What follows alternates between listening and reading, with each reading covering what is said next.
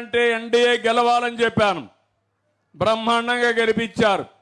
పెట్టిన అభ్యర్థులందరినీ 93% గెలిపించారంటే అది మీ పట్టుదల. దానికి మనస్ఫూర్తిగా అభినందనలు. ఇంకో పక్కన మళ్ళీ రాష్ట్రాన్ని పునర్నిర్మాణం చేయాలని చెప్పాం. ఆ రోజు ఈ రోజు ఒకటే చెప్తున్నాను, ప్రతి ఒక్కరు ఆలోచించండి. డబ్బులనేది ఊరికే రాదు, సంపాదిస్తే వస్తుంది. సంపద సృష్టిస్తే వ్యక్తిగత ఆదాయాలు పెరుగుతాయి, రాష్ట్రానికి పన్నుల వాటా పెరుగుతుంది. ఎప్పుడైతే రాష్ట్రానికి పన్నులు వస్తాయో ఆ డబ్బులు ఖర్చు పెట్టి పేదవాళ్లకు సంక్షేమాన్ని, వాళ్ళ నిరంతరం సాధికారత కోసం మనం ముందుకు పోయే పరిస్థితి వస్తుంది. ఇవన్నీ జరగాలంటే మళ్ళీ మనం అనుకున్న ఇన్ఫ్రాస్ట్రక్చర్ చాలా ముఖ్యం. అందుకే నేను ఆలోచించాను. మొన్నటి వరకు ఏం చేసాం అవి కూడా చెప్తాను. ఈ గుంతలు లేని రోడ్ల కోసం మీరు చూస్తే మొట్టమొదటిసారిగా 8,280 కిలోమీటర్కి 290 కోట్లు ఇచ్చాను. కానీ అది చాలదంటే ఇంకొక 220 కోట్లు ఇచ్చాం. అది కూడా చాలదన్నప్పుడు 350 కోట్లు ఇచ్చాం.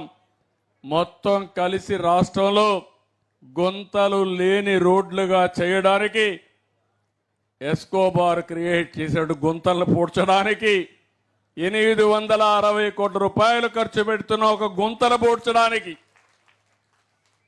మీరు గుర్తుపెట్టుకోవాలి, రాష్ట్రాన్ని ఎంత విధ్వంసం చేశాడో నేను ఎప్పటికప్పుడు మీ అందరికీ చెప్పాను. మామూలు విధ్వంసం కాదు. నాకే ఆశ్చర్యం వేస్తుంది. నేను ఇప్పటికే 5 నెలలు అవుతామని దగ్గర 145 రోజులు అయింది. 5 నెలల్లో అనేక డిపార్ట్మెంట్లు సమీక్ష చేశాను. అన్ని ఆల్మోస్ట్ ఆల్ ఒకసారి చేశాను. కొన్ని అయితే వాస్తవాలు చూస్తే విస్తుపోవాల్సి వస్తూ ఉంది. అధికారులు మొత్తం వాళ్ళ యొక్క ప్రవర్తన చూస్తే సమర్థవంతమైన అధికారులు నిర్వీర్యమైపోయారు. వ్యవస్థను నిర్వీర్యం చేశారు. శాఖల్ని పూర్తిగా ధ్వంసం చేశారు. వాళ్ళ యొక్క పనులు చేసుకోవాలంటే ట్రాన్స్పరెన్సీ ఉంటే చేయలేమనే ఉద్దేశంతో ఎక్కడికక్కడ ఎలాంటి అరాచకాలు చేసి రాష్ట్రాన్ని నట్టేట ముంచారని చెప్పి కూడా నేను మీకు తెలియజేస్తున్నా. అయితే నేను వచ్చిన తర్వాత మీరు ఒకటే గుర్తుపెట్టుకోవాలి. ఈరోజు నేను ఆలోచిస్తున్న రాత్రింబగుళ్ళు ఒకటే ఆలోచిస్తున్నాను. అన్ని వ్యవస్థలను గాడి తప్పిన వ్యవస్థల్ని ఘాటిలో పెట్టి ఈ రాష్ట్రాన్ని అభివృద్ధి వైపు పరిగెత్తించాలనేదే నా ఏకైక లక్ష్యం. అందుకనే 860 కోట్లు ఇచ్చాం. జనవరికి గుంతలు లేని రోడ్లు వేస్తాం. అది చాలదు, మళ్ళా అభివృద్ధి చేయాల్సిన అవసరం ఉంది. దీనికోసం ఒక ప్రణాళిక కూడా తయారు చేసుకుంటాం.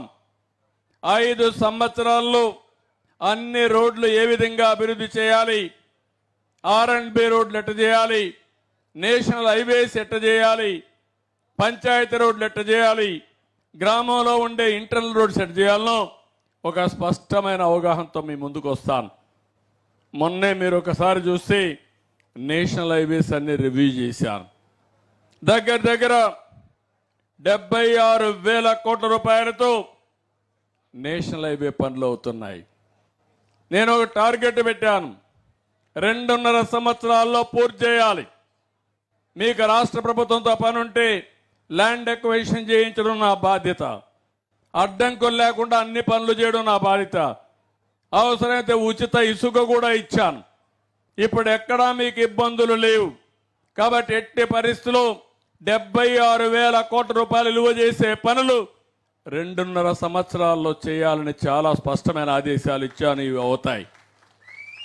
ఇదే కాదు, ఇంకో పక్క మీరు చూస్తే ఓఆర్ఆర్ అమరావతి కానీ, విజయవాడ ఈస్టర్న్ బైపాస్ రోడ్డు కానీ, కుప్పం ఓసూర్ బెంగళూరు రోడ్డు కానీ, మూలపేట భోగాపురం నుంచి మూలపేట వరకు సముద్రం వైపు ఒక రోడ్డు తీసుకుపోవడం కానీ, ఇలాంటివన్నీ కూడా మీరు ఒక్కసారి చూస్తే దగ్గర 6 లేన్ అన్ని 8 లేన్గా చేయడం కానీ, ఇవన్నీ కూడా ఒక 25,000 కోట్ల రూపాయలు కొత్తగా ఖర్చు పెట్టే 50,000 కోట్లు ఖర్చు పెట్టే పరిస్థితి వస్తుంది.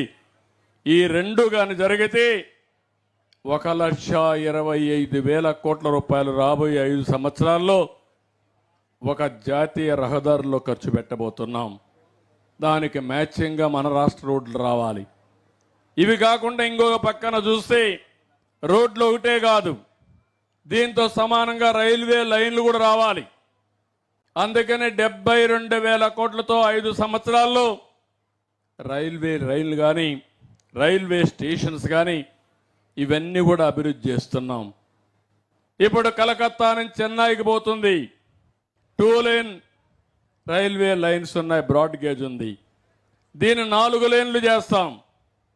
అప్పుడు రాబోయే రోజుల్లో విశాఖపట్నం నుంచి అమరావతికి పోవాలంటే 2 గంటల్లో మీరు పోయే పరిస్థితి వస్తుంది.